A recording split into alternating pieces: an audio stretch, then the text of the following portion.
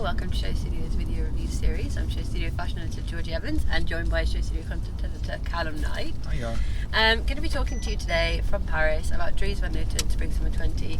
I've kind of been in a bit of a slump with Dries for the past 2 or 3 collections. I always just felt like the wonder of Dries was ever so slightly missing, and what I mean by that is he's so fantastic at kind of prints on prints and embroideries and jacquards and feathers and jewels and all this amazing kind of maximalism, and if you've seen the Dries documentary, you can see him walking around the garden and his house is exactly reflective of that aesthetic. And I just felt the past couple of collections have been so muted in comparison to previous shows that I was a little bit disheartened. Fret not though, because Spring Summer 20 is back with a bang. We were each given a lovely little rose on the seat, and labelled here as modelled by lovely Calum is, I think it says DVN times XCLX. Those in the know will know that XCLX is Christian Lacroix. And so Dries and Christian have been working together for 6 months in secret on this collection.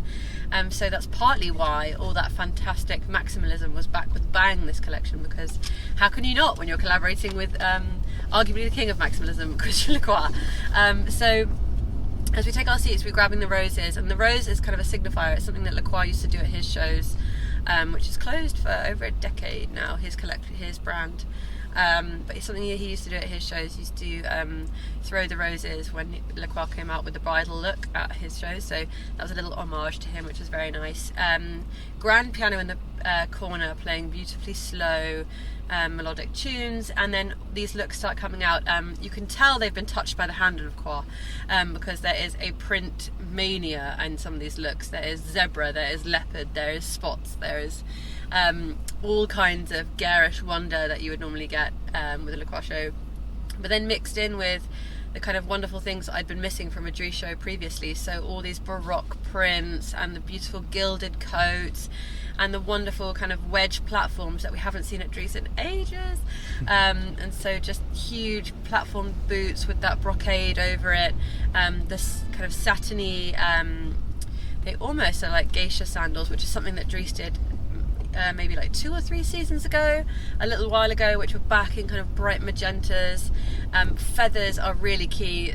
Dries had been posting on the Instagram kind of beautiful white feather on a black background, and there were feathers kind of aplomb throughout this collection on huge crossbody bags, lining sheer organza skirts, in hair, and almost mimicking a slightly punkish pink feathers built into the hair, and some in ginormous headpieces, which again are coming out of beautifully embroidered beaded caps, which again is like so old school so old school Dries, and I was just so pleased to see that. The shapes as well, beautiful ruffles and cascading to the floor. Sometimes they were, which I really love, this is one of the best styling things, over the top of white jeans, so just almost as the models kind of lifted this cascading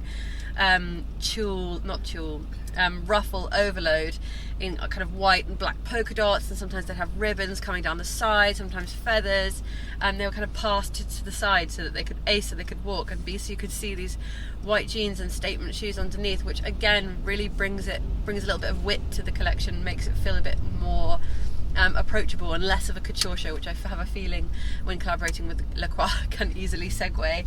However, saying that, the last section of the collection, huge cape gowns, wonderful kind of ruched taffetas, more feathers, just this maximalist overload, and all layered as well, so it's print on print. Some of the best looks were kind of a Frankenstein of prints and fabrics, so you have half a sheer baroque print mixed with a giant zebra thick on one skirt, and then a bow to tie that all together, and then something I'd never seen before, a removable leg of mutton sleeve in kind of black with silver embossed on it, and I think that was kind of a leopard print as well.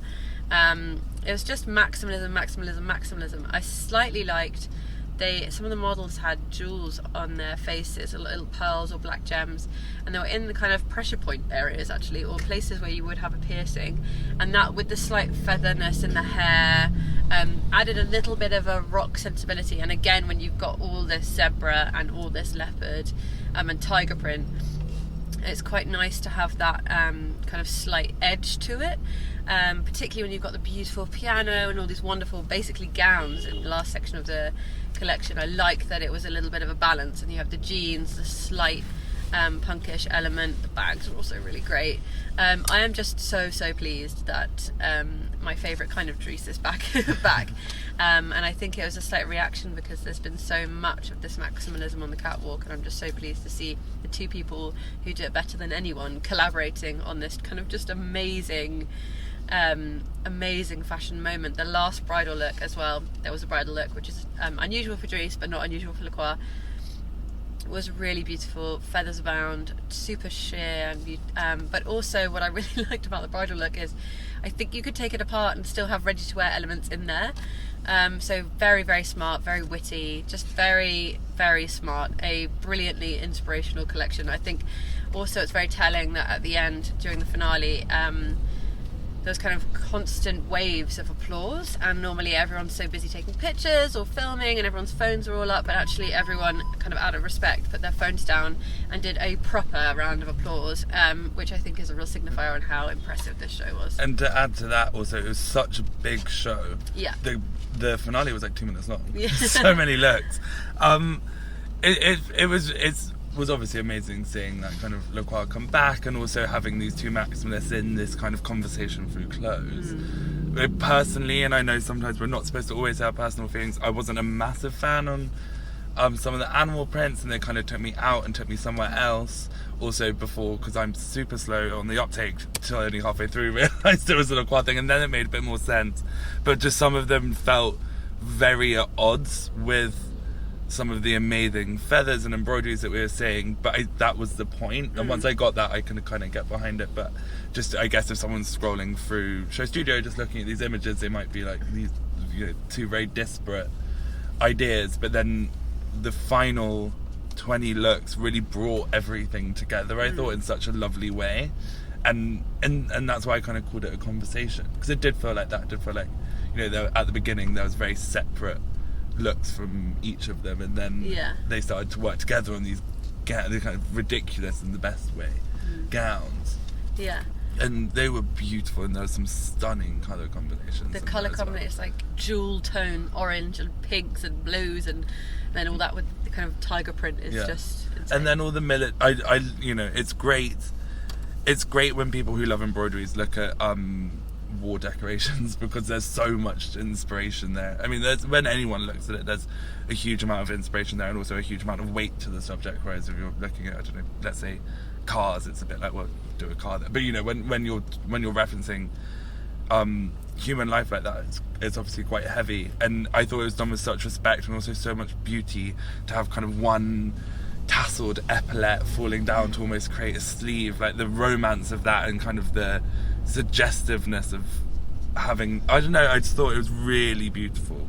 Really beautiful. It was a lot of clothes though. A hell of a lot of clothes. But what I really like is that it feels like that's kind of there's a DIY element to everything. So even the gowns and the long capes had almost like pulls and drawstrings. I don't know if they're adjustable, like kind of post-show and in production, but they looked as if someone had kind of tailored it to themselves and kind of put on something bright, put on something chaotic, gold lipstick, chucked on this taffeta cape. Haven't finished that shirt, but I'll just wear the sleeve. Just wear the sleeve, tie that up, tie this round, and I'm good to go. And it's that kind of eclecticness that's so desirable, I think. And I do also think that this extra volume, because Dries has never been 100% shy of volume, but like it's not what he's known for in that way. Actually, to see these colours and these embroideries take up so much space in the room was really fab. I mean, there's one pink look, and I wonder how the photographers will photograph it, because it was a raised catwalk, and then there was this one pink kind of coat train that fell off each side. It was basically designed to kind of clean the floors as we walked out. But it was so incredible, and Dries is super eye-catching, but doesn't often take up you know, that much space in a room. So having a vast look like that was really quite stunning. Yeah, it was really, really good, really fantastic. Just a real kind of fashion moment for the books as well. Yeah. I would say watching them both come out with the bridal look was a real moment. I wish I'd chucked my rose. No one did. That is one what did. because they're all Everyone's like- keeping them. Clinging the roses, typical fashion bag. Anyway, so an absolutely brilliant show. Definitely urge you to go and have a look if you can. Let us know what you thought also. Do you prefer previous season Dries to this season Dries? Do you want to see more of Dries and Lacroix? Because I certainly do. Let us know in the comments below, and make sure to visit Show Studio so you can see this show alongside our review as well. We'll see you guys soon.